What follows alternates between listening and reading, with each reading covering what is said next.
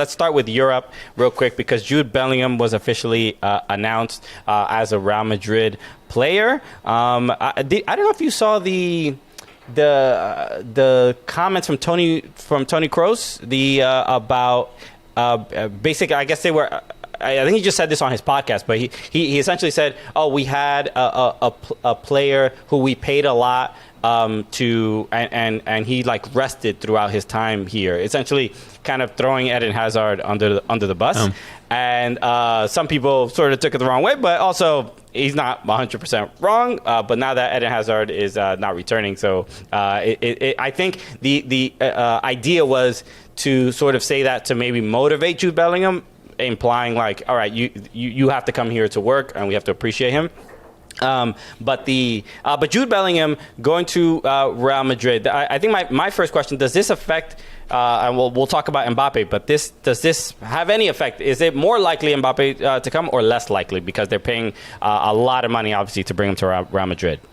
Yeah, I think in this window, it might be tough. But it also seems like Real Madrid have been sort of keeping their powder dry for 2 or 3 really big ones for a while now. Right. And, Erling Haaland was certainly the first one. They clearly went all in for him, and Manchester City ended up getting him. But this is sort of what Real Madrid do. They try and get the star talent, the big up-and-coming, best 11 in the world caliber talent. And so I think they're always going to make that push. They're not going to make that push for all of them. But I also kind of wonder with Mbappe's contract situation, sort of what that fee is even going to be. Because it seems like if he forces his way out, and he could just as easily say, I'm going to turn down that option next year, and I'm not coming back, and you're going to lose me for free, if maybe Real Madrid have some genuine leverage, because he'll probably end up saying, I only want to go to Real Madrid. That's sort of his boyhood dream. Right. So I wonder how much money it will cost. Obviously, the salary will be exorbitant, but if those are the only 2 transfers that they make in this window, Real Madrid will be just fine. They have, I think they probably need to start beefing up their defense a little bit.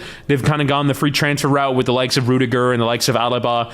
They probably need another big center back to add into that team. But if they leave this window and all they've done is Mbappe and Bellingham, then that will be a very good transfer window, and that probably will about fit into their budget, because they've obviously been pretty conservative with money in recent times. For as much as they obviously are heralded for being the big spending clubs, as they've been rebuilding their stadium, they've done a fairly decent job of remaining competitive while not making that huge transfer really since Hazard. Yeah, I think in La Liga, I guess they lost the league by how many points? I don't remember exactly. It was a fair bit. It was a fair amount. So that was really the only place where 10 points they lost. 10 points. By. Okay, so relatively for that league, that double digits is kind of a lot, and you wouldn't necessarily say that Barcelona are in some great financial, that they sorted out all their financial issues. They just had a little. That's why Lionel Messi's in Miami.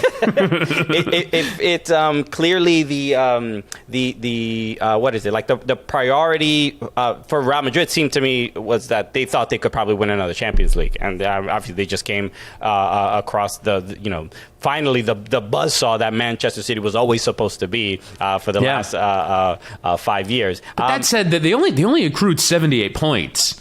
In La Liga, I mean, you go back to the Mourinho Guardiola days when the 2 of them were slugging it out.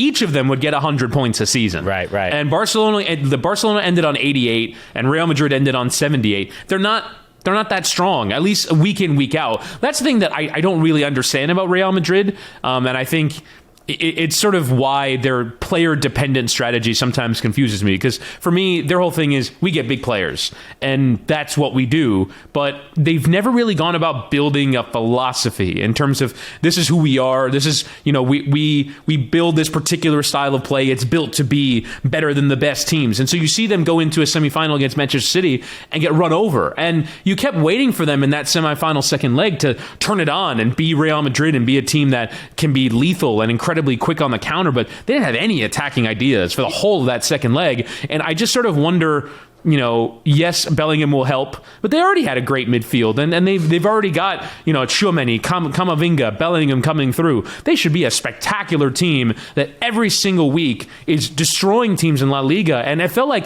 every Saturday or Sunday afternoon, I have on FotMob, the app, you get notifications in, and I felt like every week they were 1-0 down.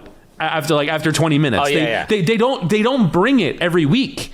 And that's the thing that's surprising to me. They can always summon a performance on a big Champions League night, but for whatever reason, I just don't think that they're consistent performers enough. And I think that's part of what Toni Kroos was probably talking about with Bellingham. You've got to bring this every single week because our level hasn't been good enough. Exactly, and they also allowed Tati Castellanos to put 4 on them in one game, which is like huge for Girona, huge for Tati Castellanos, obviously an NYCFC player on loan, so everybody was just dunking on them like, yo, an MLS player just put 4 on you. It's pretty embarrassing. But even in the Champions League, in that game against Girona, like the ominous sort of kind of power that you sort of see from Real Madrid when they play almost any La Liga team where most teams clearly fear them and they play with this level of confidence, is there were several games last season where that just was not present, and it was no more apparent than in the game against Manchester City, where